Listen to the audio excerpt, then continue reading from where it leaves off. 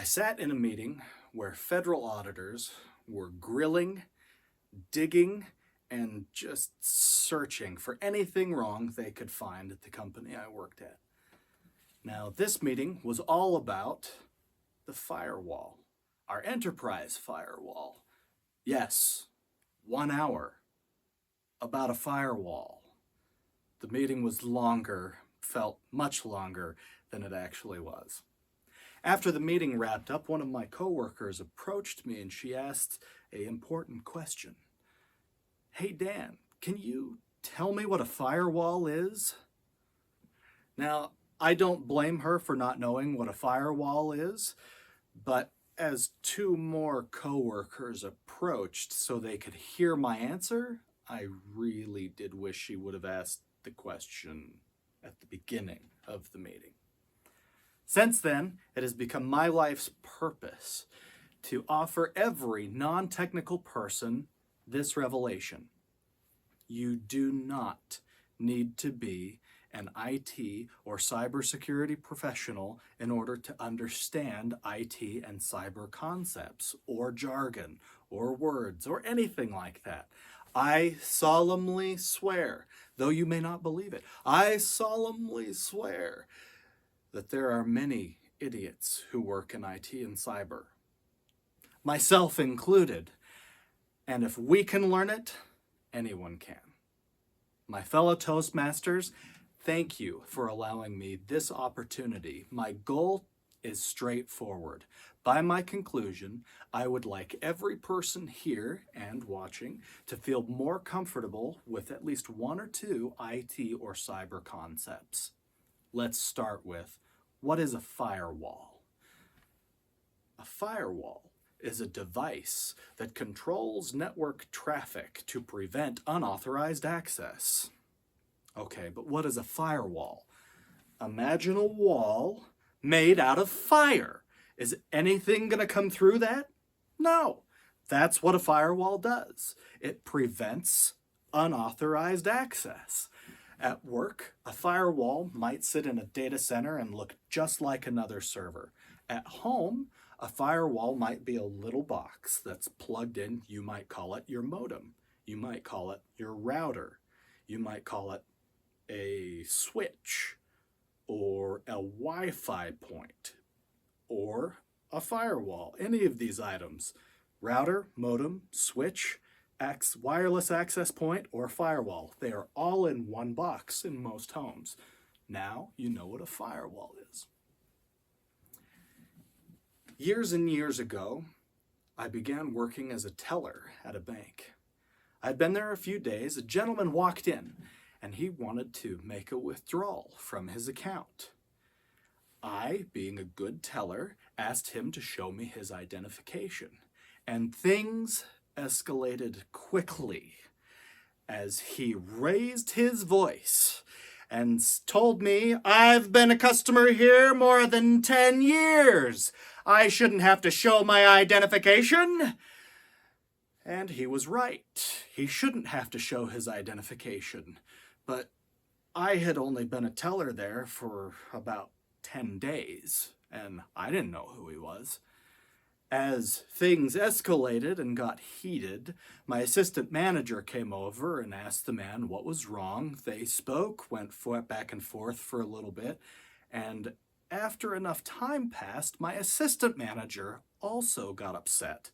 And finally, in a little bit of a fit, he grabbed a sheet of paper, he wrote a couple lines on it, and then handed it to the man, who took it. "I'm not signing that." Of course he wasn't going to sign it. It very simply stated that anyone wanting to withdraw, deposit, or transfer money on his account number was able to do so without showing identification, and was asking for his signature. He said, "I'm not signing this thing. Anyone could just walk in off the street and take money out of my account."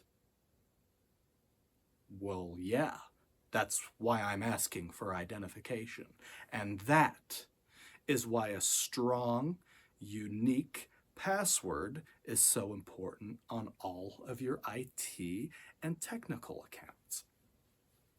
A few years later, when I was working as a cybersecurity, as a information security officer at a bank, one of my coworkers emailed me one day and she said, "Dan, can you check out this file?"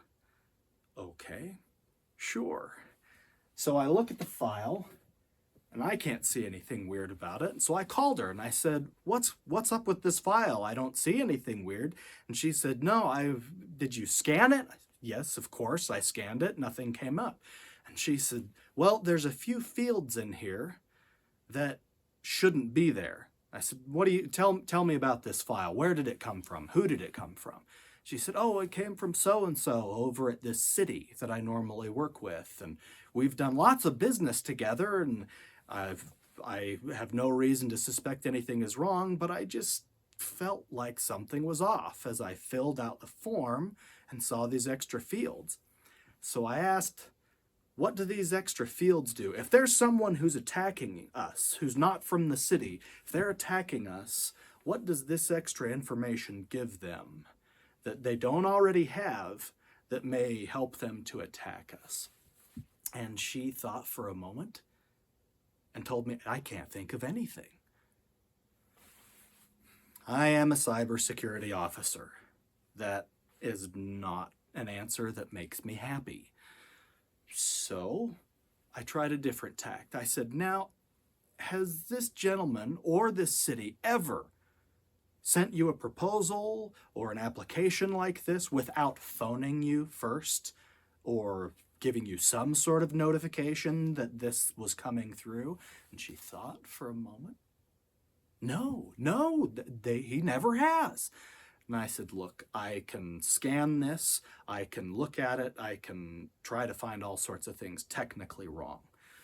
But if there is someone who's attacking us and they're doing surveillance and reconnaissance, they have made darn sure that this file has nothing malicious because they want that information more than they want to attack us right now.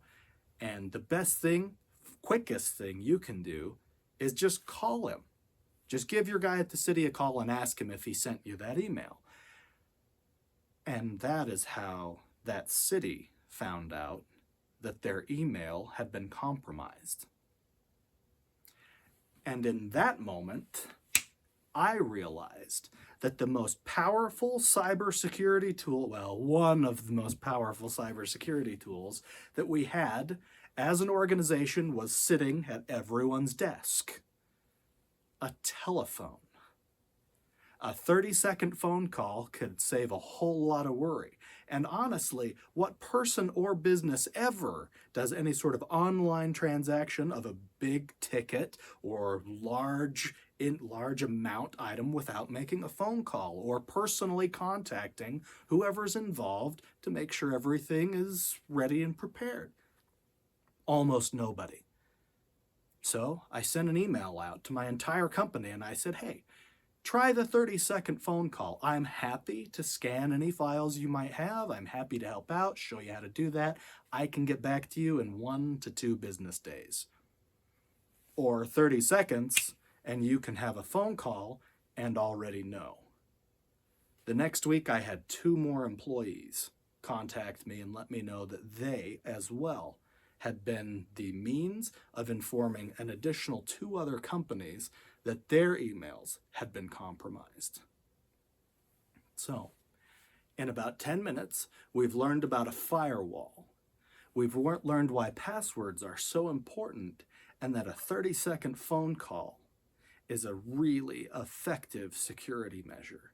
And now, all of you here and those watching understand, I hope, why I am such a strong believer that anyone can understand IT and cybersecurity. Thank you.